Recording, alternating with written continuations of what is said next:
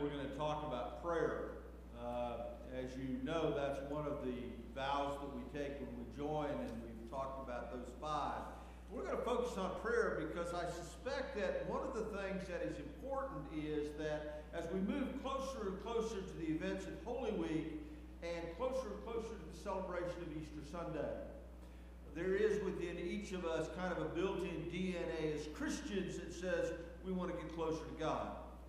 That somehow what we do in Lent is about solidifying that relationship with the one who created us and who calls us into an eternal life through the gift of his Son, Jesus Christ. Now, relationship with God is different than almost every other relationship we have because it's covenant relationship, and what I'm going to say now you have heard me say before. But I think it's one of the most important understandings, at least that I have as a Christian, that our God is a covenant God. And what that means is that our God at one point offered a one-sided relationship. What he basically said in a variety of ways and times and places to his people is, I'm going to be your God. This is what I'm going to do for you. I'm going to love you. I'm going to bless you. I'm going to be with you in the tough times of life. And eventually I'm going to save you to the uttermost to eternal life through the gift of my Son, Jesus Christ. And here's the thing about covenant. There's nothing you can do that will make me change my mind. The closest we have to covenant in this life is the covenant that many of us made with our spouses when we got married. I still remember, despite the heat of the sanctuary that evening in August, when I said to my wife, I take you to be my wedded wife, to have and to hold from this day forward, for better, for worse, for richer, for poorer, in sickness and in health, to love and to cherish, till death do us part, according to God's holy ordinance, and thereto I pledge thee my faith. Some of you said exactly the same words when you got married. I'll bet none of you did what I was doing, for better or worse, unless it gets really bad. For richer, for poorer, unless you empty my bank account. In sickness and in health, unless you get really sick and are putting a cramp on my lifestyle. See, that would not be a covenant. Because a covenant is a promise that says, this is what I'm going to do. And there's nothing you can do that's going to change that. Nothing you can do that will keep God from being a covenant God who promises to love us and hold us and bless us in the good times and the bad times, and eventually to save us to the uttermost in eternal life through the gift of Jesus Christ, his Son. Now, if that's the nature of God, and I happen to believe it is, that's what distinguishes God from most folk I know who, like me, have trouble living in covenant relationship because I always want to put exceptions to my promises. I'll do it unless. If that's really the nature of God, then it seems to me that if prayer is important, that prayer ought to somehow be in the service of that kind of covenant relationship. And I think that that's true. You see, covenant is initiated by God. But the continuation of the covenant, the continuation of living in covenant, you and God and God and me and us with each other, if we are a covenant people, the continuation of that covenant is a dual responsibility. And it begins as we understand that in prayer we name the covenant. That the primary purpose of prayer is to name the relationship so that it might always be celebrated and strengthened in the midst of life. Jesus, in his words as recorded in Matthew to his disciples, tells them how they ought to pray. And you all remember how that prayer begins because we say it every Sunday in church, right? It begins, Our Father. Now, I had a seminary professor one time, the first service we ever did at seminary, that started the Lord's Prayer, Our Father, Mother, and I almost came unglued. doesn't bother me near as much anymore, how you look at God. The important thing to me is that in that prayer, as I suspect in most prayers that we pray, the important part at the beginning is that it names the relationship. Before we ask for anything, before we give thanks for anything, before we petition for ourselves or anybody else, the first thing we do is name the covenant relationship, because prayer is about serving the covenant. It is about naming and strengthening this relationship which God has offered to us through His Son, Jesus Christ. Now, of course, one of the things that happens is that as soon as we name the relationship, then prayer serves that relationship by calling all partners of the relationship to be engaged. So that it is not simply, this is the relationship that you go do your own thing, I never want to see you again.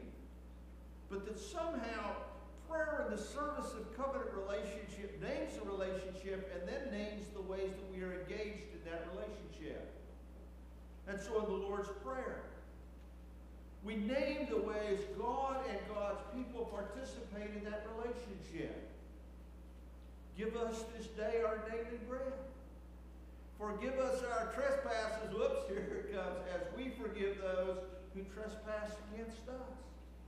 The Lord's Prayer is a prayer that is full, you see, of naming the ways that the relationship happens as we engage with God, as God engages with us, and as we as a covenant people engage with each other. The same thing is true in the 30th Psalm, which, if you read that psalm, is really a prayer. It's really a prayer about the wonder and the glory of God and what God has done. And it is a psalm that literally is a psalm which verse after verse is about the way that God engages the psalmist in this covenant relationship. The things He does for the psalmist throughout life, both in the good times and the bad times, that somehow or another strengthen the relationship that God offers through the covenant. So, if the covenant is there, and if God has promised never to back away from the covenant, and if prayer serves a covenant that is everlasting, why do we need to pray?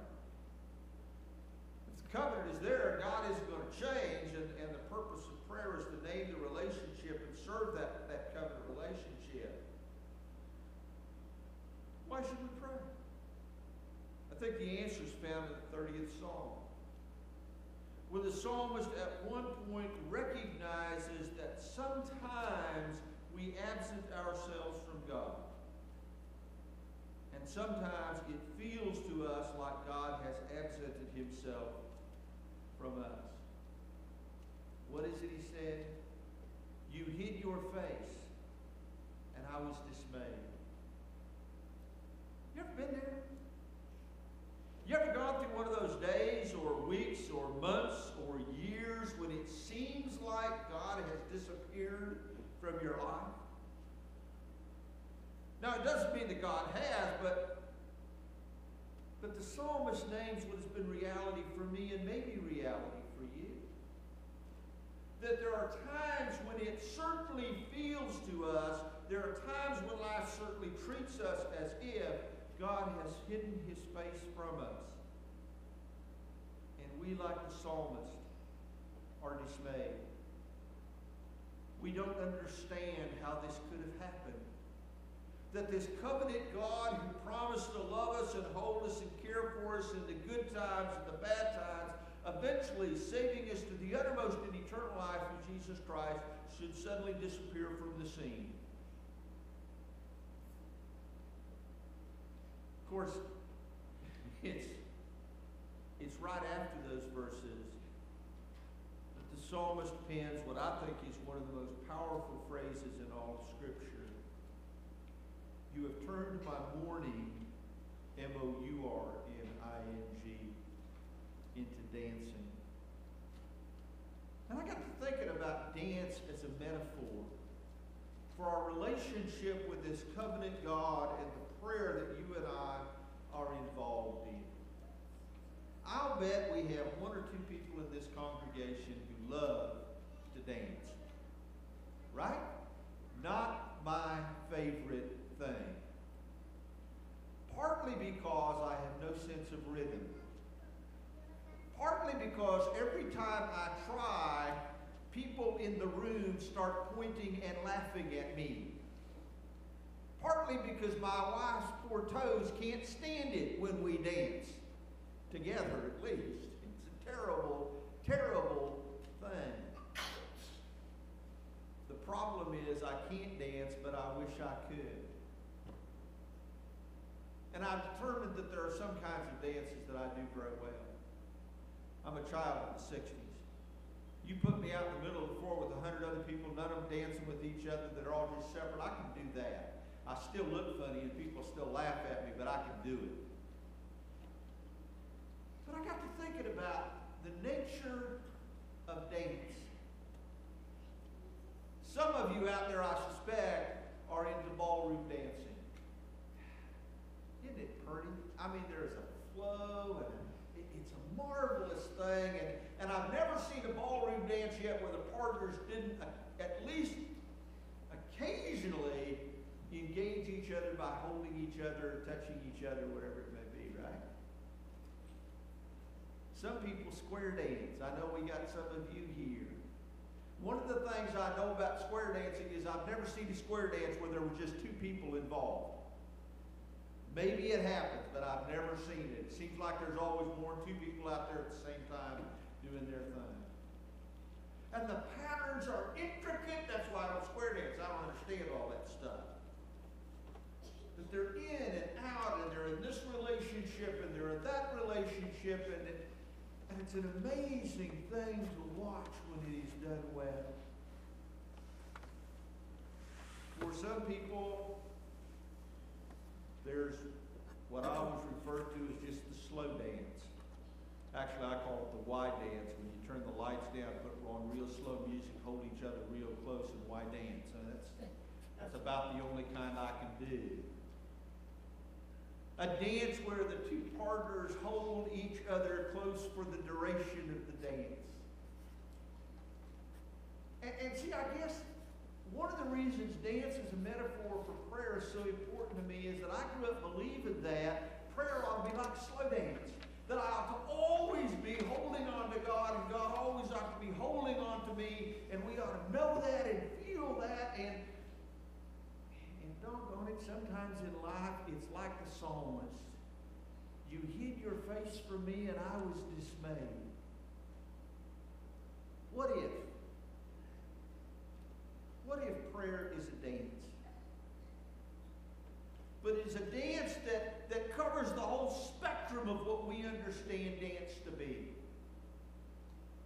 So that sometimes prayer is a corporate thing involving more than just us and God. We do that on Sunday morning here. Kind of like a square dance where you got a whole bunch of people involved, all doing the same thing. Creating this marvelous rhythm of life through what we do as we come together in prayer as a covenant people with a covenant God.